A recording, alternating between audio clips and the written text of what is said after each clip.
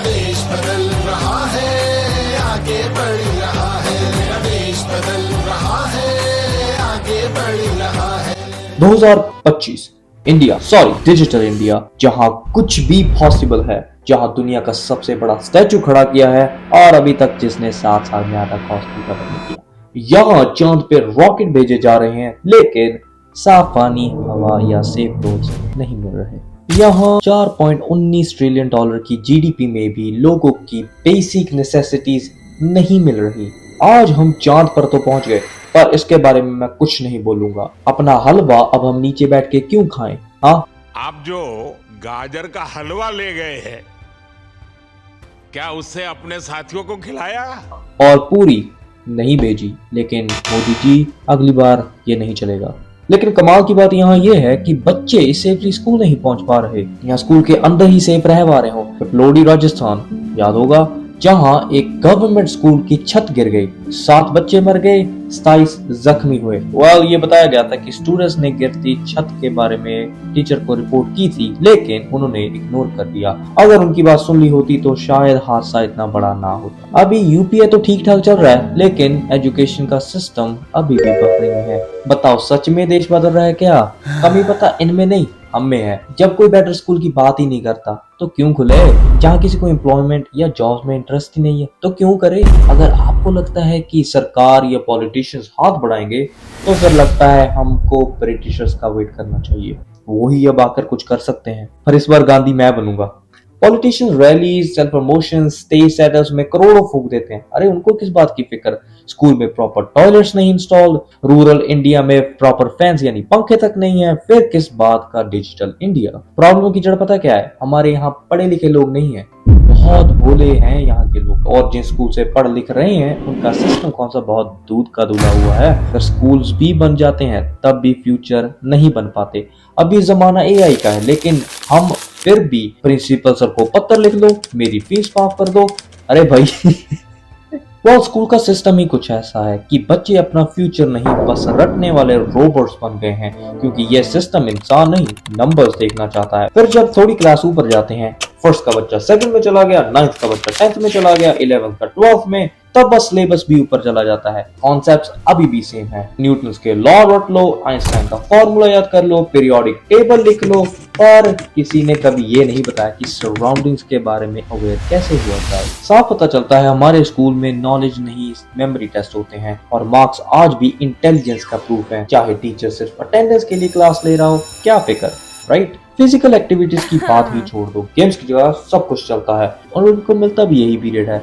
अब फिर उनको याद आता है कि वहाँ किसी टीचर का सिलेबस रह गया, फिर कहेंगे कि यूथ लेजी है। हम सब बड़े हुए हैं दुशहरा पर ऐसे लिख के, दिवाली पर ऐसे लिख के, पर ये काम कहाँ आएगा? मनी मैनेजिंग, करप्शन, इन्फ्लेशन के बारे में सिखाए तो माने, एटलीस्ट बेसिक्स तो हो। टीचर की ही बात कर लेते हैं, उनकी सबसे बड़ी प्रॉब्लम इतनी अपनी लाइफ का टाइम स्पेंड करके जो वो एजुकेशन हासिल करते हैं और अपने सपने को सच करना चाहते हैं, उनके बाद जो उनकी जॉब लगती है वो भी अंडरपेड रह जाती है। जब इस रियलिटी में वो फंस जाते हैं तो उनको मोटिवेशन कहाँ से मिलेगा? और इसी एजुकेशन बजट को सेट भी वो करते हैं जो पार्लियामेंट में खुद इंग्लिश भी ना बोल पाते हैं। पीछे मास्क लगा के छुपे हैं पॉलिटिशियंस, जिनको शायद ही फर्क पड़े एक बात से। वोट्स के टाइम पर फ्री स्कूटी मिलेगी, फ्री साइकिल मिलेगा, ये माफ वो माफ, एम्प्लॉयमेंट मिलेगी, और स्टेज पर खड़े होके बोलेंगे हम देश बदल रहे हैं, और लोग ऐसे ताली बजाते हैं जैसे किसी शादी में आए हो। उन लोगों को भी पता है नेताओं को कौन सा परवाह है हम हमारी आपकी। उनके लिए तो फायदा है कि उनको भक्त मिल रहे हैं, और ये उनका सबसे बड़ा वेपन है। भक्त से याद आया, बाबास, इस पर मैं एक वीडियो पूरी बनाऊंगा बाद में, बट इनका भी लोगों को बांटने में हाथ इतना ही है जितना नेताओं का। शर्म से नहीं, धर्म से लड़ लो, कुछ भी बोलो और रेज बेट होगी, अपने आप ही पॉपुलैरिटी मिल जाएगी, व्यूज मिलेंगे, लोग आएंगे, माया भी आएगी, फिर अच्छी अच्छी बातें करेंगे, मक्खन लगाएंगे, ज्ञान बांटेंगे, और लोग भूल जाएंगे कि शुरू शुरू में कुछ गलत भी बोला गया था। बैक टू द टॉपिक, याद होगा कोविड टाइम, सब बंद था, लेकिन बियर, लिकर लेकर स्टोर ओपन थे, क्योंकि सरकार को भी पता है कि लोग बॉटल और 300 रुपए में अपना वोट बेच देंगे। इतनी सस्ती डेमोक्रेसी, लोगों ने अपना दीन, धर्म, आत्मा बस दारू के लिए बेच दी। हमारे लोग पता नहीं पॉलिटिशियंस को ऐसे ट्रीट करते हैं जैसे कोई भगवान। जहां जाएंगे भीड़ लग जाएगी, पैरों पे हाथ लगाएंगे, नाम जपने लगेंगे, दीवारों पर तस्वीरें लगाएंगे। लेकिन याद है वो केस जब एक पॉलिटिशियंस के बच्चे ने रॉन्ग साइड पे टक्कर मार दी और सही लोग मर गए, और वो बंदा आज भी ढूंढ रहा है। किसी ने एमएलए से पूछा, किसी ने आवाज उठाई, किसी ने कितनी ही बात की रूल्स एंड रेगुलेशंस। किस मीडिया में आया?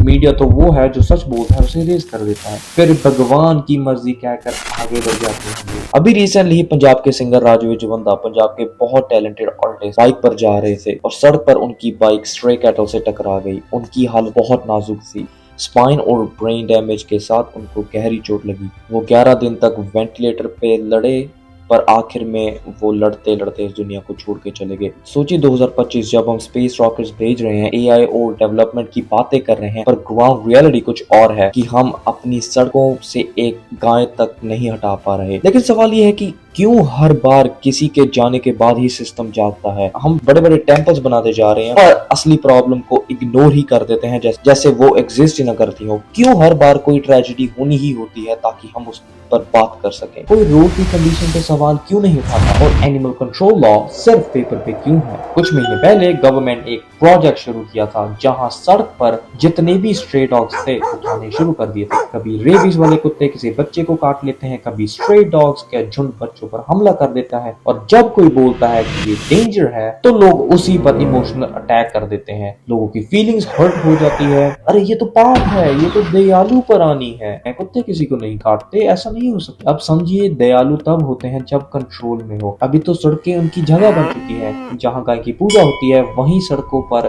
कचरा चबाते मिलती हैं। जहाँ इनको खाते हैं वहाँ ये क्लीन एनवायरनमेंट में रहती हैं। पहले जब गवर्नमेंट ने कुछ स्टेप लिए तो लोग सड़कों पर आ गए। मैं बताऊं एक हेल्दी सोल्यूशन, घर ले जाओ और अच्छे से ट्रीट करो। चलो पॉइंट्स पर आते हैं। पॉलिटिशियन प्रॉब्लम नहीं है, ब्लाइंड फॉलोअर्स हैं। जब कोई चेंज की बात करता है ये आर्मी बनकर आ जाते हैं डिफेंड करने। व्हाट्सएप पर फॉरवर्ड्स, ट्विटर पे वॉर्स, पर ग्राउंड पे साइलेंस। ये सबके व्यूज हैं, लेकिन जो सोल्यूशन है वो है। अभी एक केस से 1 लाख केस की वेट थोड़ी करेंगे। ये अपने लीडर्स को पार्टी या रिलीजन देखकर डिपेंड करेंगे। फिर इनको सच नहीं बस सुकून चाहिए, फिर इनको सोल्यूशन नहीं बस स्लोगन्स चाहिए। क्या सच में मेरा देश बदल रहा है? हाँ बदल रहा है, पर सिर्फ फेसबुक स्टेटस में। जमीन पर हालात अब भी वही हैं, जहां कई लोग सड़क हादसे का शिकार होते हैं और हम इंस्टाग्राम पे गेट वेल सून लिखकर आगे बढ़ जाते हैं। 2025 का इंडिया रॉकेट भेज सकता है पर इंसान को सेफ रोड्स नहीं दे सकता।